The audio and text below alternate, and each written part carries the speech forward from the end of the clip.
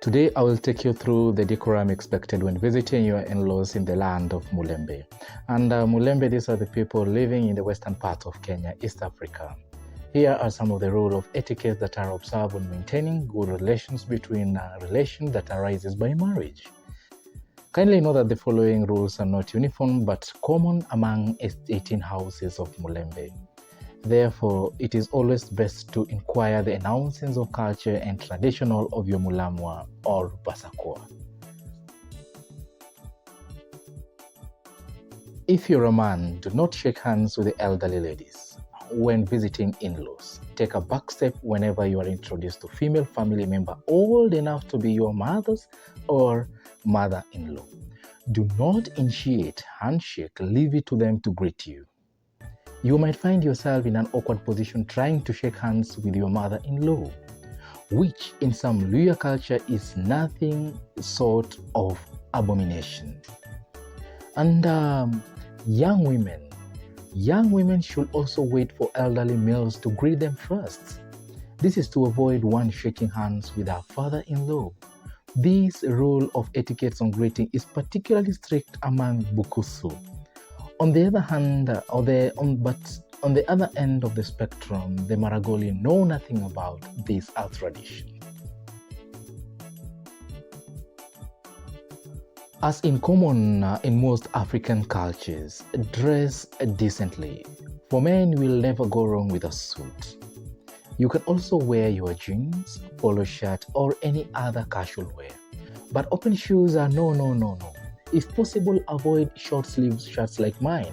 This is not the place to show off some skin. But don't visit your in-laws dressed like you're just about to get into the shower. Open shoes, shorts, vest, and the like. For women, wear outfits that go as far below the knee. Avoid trousers, tight, short dresses or skirts. Tight might be also frowned at. However much your host in the spirit of Mulembe encourages to free langa, that is to free yourself, do not remove any piece of your clothing. For young men, these include the moratorium on the removing your shoes. Even if floor is so polished or the rug is so expensive, do not remove your shoes. If you have to take off your jacket, do it in the car, out of the sight before you step into the house. This means that you have to think through the engagements. For example, if you're someone who easily breaks into sweat, do not wear heavy jackets to your in-laws. Heavy jackets might tempt you to remove them, which is not allowed. And actually, the best way to prepare is to imagine yourself visiting the Queen. Now, however comfortable you might feel, will it be in order to remove your shoes or socks while at the Buckingham Palace? Just imagine that. Also, be measured as much as you can in your demeanor. These exorbitant expressions, including laughter, are to be kept at minimum. If you are someone who is often demure, this is not the place. Speak minimally too. After entering your in-laws' house, do not close any door. Ideally, one is not allowed to be in the same house with his mother-in-law or father-in-law with closed doors. Keep all doors open with your in-laws when your in-laws visit or when you visit them. When hosting, prepare meals for in-laws that are appropriate. The more traditional the meals, the better. Thus, Luya delicacies such as enyama, esike, kienyeji, chicken, millet ugali, and traditional vegetables such as veve, mrenda are more like it. Alright? Are you getting the point? Then, never serve your in-laws with everyday meals such as githeri, boiled potatoes, boiled maize, kumawiki, cabbages, and many more.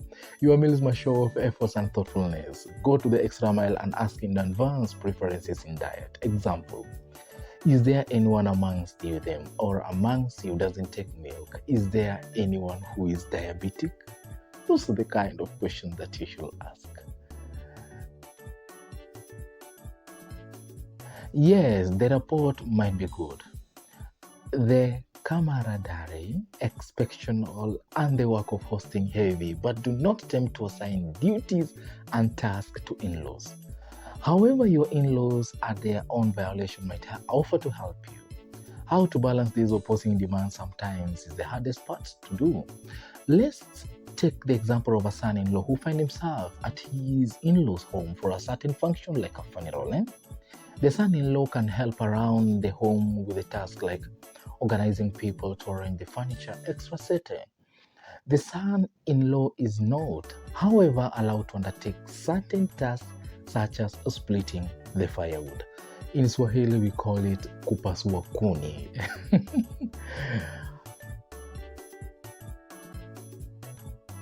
This is very, very important. Do not overdo your stay at your in-laws. Make sure you leave your in-laws home by 5 p.m. Let 5 p.m. not get you into your in-laws.